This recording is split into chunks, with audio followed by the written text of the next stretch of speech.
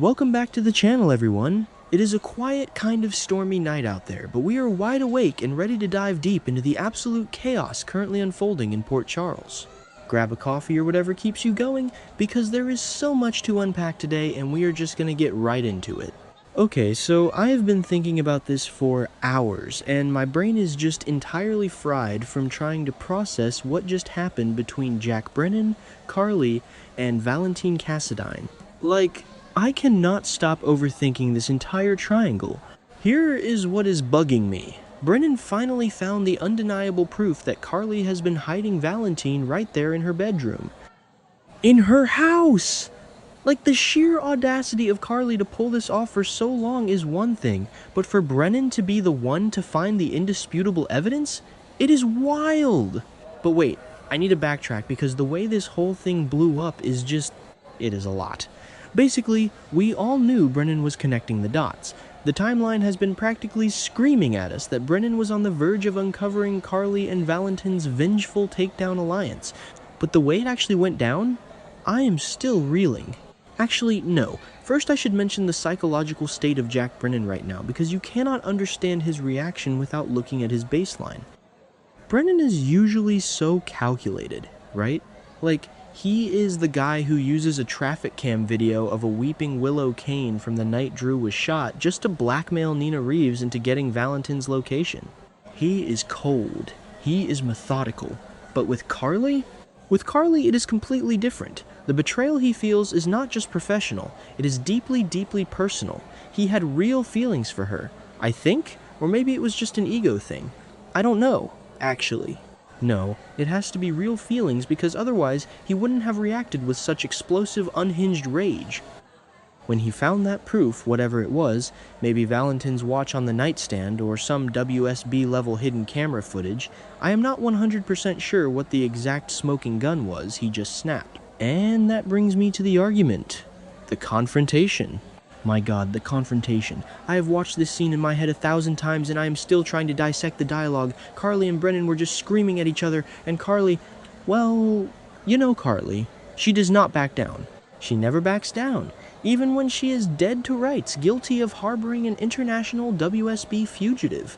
She started hurling the most bitter, venomous words at him. I mean, she probably threw his past betrayals right back in his face. Remember when Brennan hurt her first? She definitely brought that up.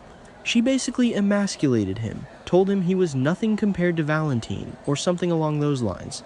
I think it was episode...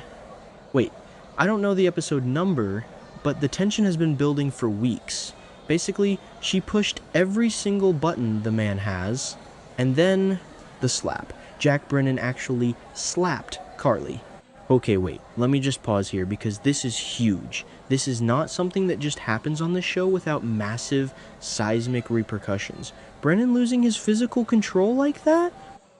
It shows exactly how far over the edge Carly pushed him. The sheer rage of a betrayed man. He did not just find out she was hiding his enemy. He found out she was sleeping with him, protecting him, choosing him over Brennan in every conceivable way. Remember when Valentine was watching from the deck outside while Carly snuck Jack up to her bedroom? Valentine blew up at her later, asking how long before she turns on him, and they argued about her burning desires. Well, Brennan must have realized that he was the one being played that night. He was the distraction. He was the pawn. And the physical manifestation of that realization was him striking her. It is weird. Really weird. The whole thing is just weird because Brennan usually uses psychological violence, not physical. So after the slap, after the screaming, Brennan makes his decision. He is going to the WSB. He's going to blow the lid off the whole thing. And honestly, I kind of get it. I mean, not exactly, but kind of. He is the head of the WSB, or at least highly ranked enough to command immense power, and he has been made to look like an absolute fool by a civilian hotel owner. He is going to expose Carly for harboring a fugitive. He is putting his feelings for her aside, or maybe he is weaponizing them. I don't even know at this point, and he is going full scorched earth. He does not care that Carly will face federal prison time. He wants her to burn. Which leads me to Carly's current situation, which is basically an unmitigated disaster. She is facing actual, legitimate prison time for this. Harboring a WSB fugitive is not like covering up a teenage joyride. Oh right, that reminds me, Carly just spent all this energy covering up Danny Morgan and Charlotte Cassadine's massive car crash on Route 91. You know, the one where Jordan and Curtis were making out and swerved into them? Carly ordered Danny and Charlotte's damaged car to be repaired and sent back to hide their involvement. She has been playing fast and loose with the law on multiple fronts. But you cannot just order a bumper repair to hide from the WSB. Carly is trapped, and the fallout from her family is going to be catastrophic. Like, let us talk about Sonny Corinthos for a second. Sonny is going to be so unbelievably disappointed in Carly. I know they have their history, and Sonny is no saint. He literally crashed Marco Rios' funeral and enraged Jen Sidwell, but Sonny relies on Carly to be the stable one for the kids. With Jason Morgan currently locked up in WSB custody because he is taking the fall for Rocco Falconeri shooting Ross Cullum, which is a whole other crazy storyline that I am obsessed with, Sonny needs allies. He needs Carly. And now Carly is about to be hauled off to federal prison because she could not keep her hands off Valentine Cassadine? Sonny is going to lose his mind. The disappointment is going to be palpable. He warned Danny off the WSB. He is dealing with Rick Lansing, trying to help him navigate Sidwell's revenge plots, and now his ex-wife is creating a massive federal scandal. And the Quartermaines. Oh my god, Tracy Quartermaine is already agitated. We saw her getting suspicious of Brooklyn, feeling like she was not being informed about things. Brooklyn is sweating bullets thinking she caused that massive crash because she had a glass of wine before driving to Charlie's pub. The Quartermaine Mansion is already a house of cards right now.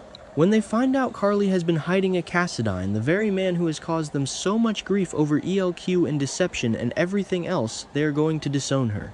Or at least, they are going to severely judge her. Michael is busy being smitten with Jacinda Bracken and trying to get Kai Taylor to teach Wiley baseball, but even Michael is going to look at his mother and just go, "What were you thinking?" But then we get to Valentin's decision. This is the part that has kept me awake for 3 nights straight. Valentine Cassadine, the man who has lied, cheated, and manipulated his way through Port Charles for years, decides to turn himself in to the WSB. He is going to surrender to protect Carly from Brennan's sweep. Okay, I know I just said the opposite about him being a manipulator, but hear me out. What if he actually just loves her that much? Let me back up. Valentine has always been driven by a twisted sense of devotion. Look at what he did for Charlotte. Look at what he did the night of the crash. He risked his freedom, his entire life on the run, to function as a 2-man walker with Curtis Ashford to pull a completely unresponsive, severely injured Jordan out of a burning car before it exploded. He did not have to do that. He could have run into the woods. But he stayed. He helped. And then he walked all the way back to Carlys' house, only for her to fuss at him about what he had been doing the whole time. He takes so much abuse from Carly, but he stays. So him turning himself in to stop Brennan's sweep and protect Carly from prison, it actually tracks with his character growth. It is a profound, selfless act of true love. Or maybe not. I don't know. Wait, what was the point I was trying to make? Oh right, is it true love? Or is it a pawn in a larger revenge plot? Because this is Valentine Cassadine we are talking about. You can never, ever take his actions at face value. Never. There is always a secondary motive, a hidden agenda, a 4-dimensional chess move that we will not see coming until it hits us in the face. Let us look at the board right now. Jen Sidwell is plotting vengeful moves against Sonny. Sidwell is furious. He is grieving Marco Rios, and he is completely ruthless. He told Cassius Faison, who is pretending to be Nathan West, by the way, which is still so wild to me that they need to get rid of Britt Westbourne permanently if she does not deliver Caesar Faison's prototype. Sidwell is a massive, looming threat over everyone in Port Charles. And who else is involved in this mess? Ross Cullum. Cullum is the one who actually stabbed and murdered Marco Rios, but he is blaming others and pressuring Britt for her meds. And Jason Morgan is in WSB custody protecting Rocco. What if Valentin's surrender is not just about Carly? What if Valentin actually needs to be in WSB custody? Think about it. Jason is on the inside. Brennan is running the show but is distracted by his emotional vendetta against Carly. Valentine turning himself in puts him directly in the belly of the beast. It gives him access to WSB resources, or at least puts him in proximity to whatever Jason is dealing with regarding Cullum and Sidwell. Rick Lansing already theorized that Sidwell orchestrated the events on Pier 55 to leave Sonny vulnerable by getting Jason shipped off. What if Valentine realized this? What if Valentine is using his surrender to infiltrate the WSB from the inside to dismantle Sidwell's operation? But then again, that does not explain why he would let Carly take the emotional hit. If this was a calculated plan, why not tell Carly? He could just say, "Hey, I am going to turn myself in, but do not worry, it is all part of a master plan to take down Jen Sidwell." Why let her think he is sacrificing himself purely for her? Maybe because he knows Carly cannot keep a secret? Or maybe because Jack Brennan needs to believe the surrender is genuine, so he drops the charges against Carly? If Brennan thinks he won, he might leave Carly alone. So Valentine has to make it look like a desperate act of love, even if it is actually a tactical strike. Actually, no wait, I think it can be both. Why does it have to be one or the other?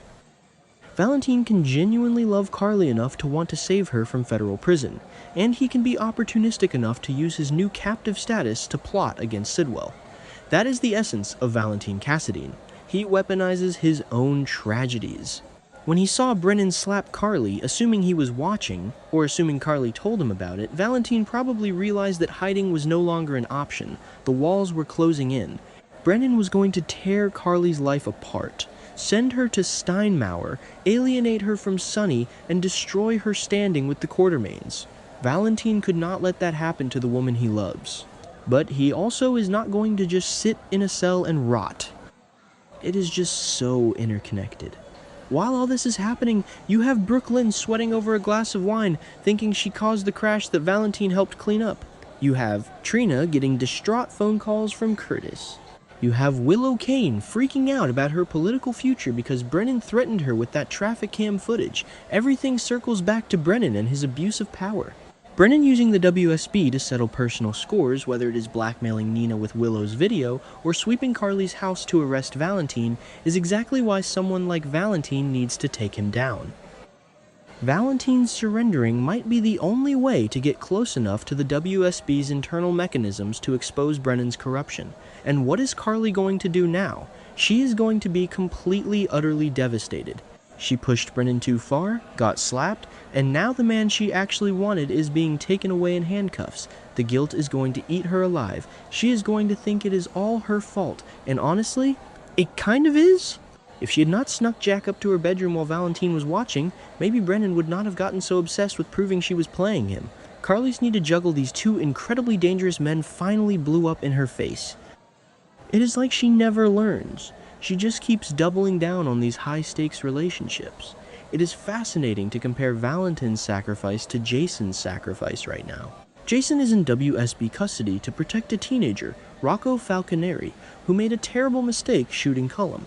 Valentine is going into WSB custody to protect Carly, a grown woman who made a terrible mistake harboring a fugitive. Both men are giving up their freedom for the people they love, leaving Sonny completely exposed to Sidwell's attacks. It is a brilliant parallel, but it also makes me wonder if Jason and Valentine will cross paths in custody. Can you imagine the conversations they would have? Two of the most lethal men in Port Charles, locked up while Sidwell runs rampant on the outside. Anyway, the point is... Wait, what was the point? Oh, right. Is Valentine's surrender true love or a revenge plot?